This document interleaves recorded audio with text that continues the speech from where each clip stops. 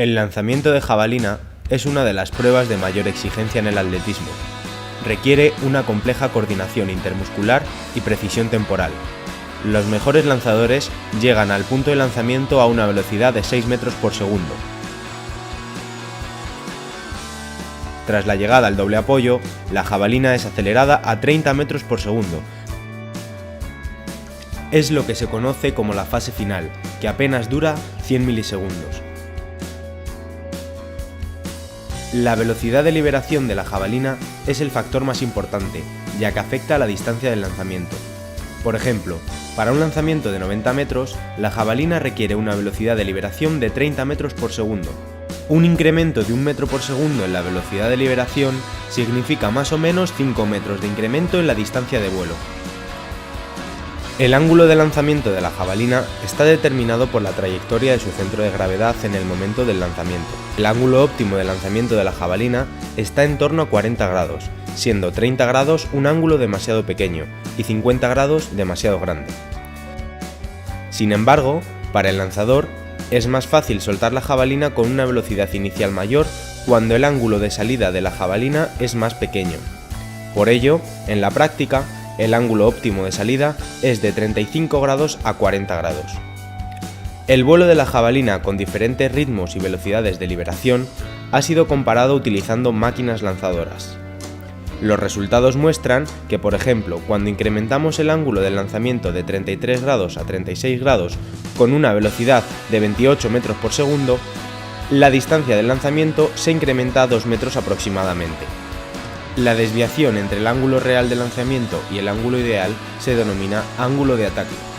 Este ángulo debería estar lo más cercano posible a cero, ya que si no, habrá una resistencia adicional provocada por el aire, que afectará a su vez a la velocidad de la jabalina. La distancia final del lanzamiento siempre es resultado de la combinación entre la velocidad de liberación, el ángulo de liberación, los ángulos de ataque y la aerodinámica, en función de las condiciones ambientales y el modelo de la jabalina. Los parámetros de liberación de la jabalina pueden ser medidos mediante un análisis tridimensional. El procedimiento de estudio incluye dos cámaras de alta velocidad que graban a 200 fotogramas por segundo, conectadas a un ordenador mediante cables especiales. Para un análisis preciso, el lugar de trabajo debe estar perfectamente calibrado. La calibración es realizada habitualmente con 8 postes de calibración, cuya localización exacta se mide con un taquímetro.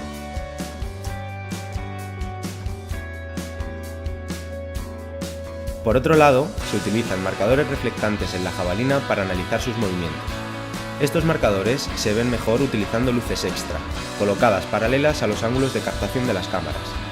Después de cada lanzamiento, un software encuentra automáticamente los marcadores reflectantes en el vídeo. Después, el software calcula las variables relevantes en la liberación de la jabalina, como la velocidad y los ángulos. También se puede analizar los movimientos del cuerpo del lanzador mediante el uso de marcadores localizados en él. Para generar una alta velocidad de liberación de la jabalina, el lanzador debe bloquear eficientemente su pierna delantera y transferir a través de ella la energía de las fuerzas de reacción del suelo a la jabalina.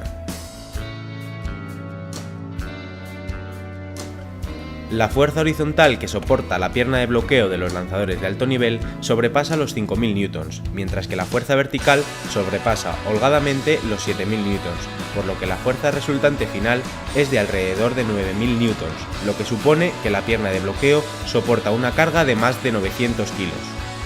Estas fuerzas fueron medidas con dos plataformas de fuerzas colocadas en el suelo en el lugar del lanzamiento, para poder medir los dos últimos apoyos del lanzador.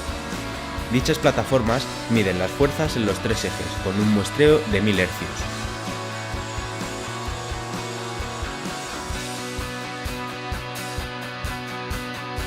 Con la utilización de todos estos elementos, se puede dar a atletas y entrenadores un feedback biomecánico inmediato, lo que da lugar a la posibilidad de discusión sobre detalles técnicos y la corrección de errores que hubiera durante la misma sesión de entrenamiento.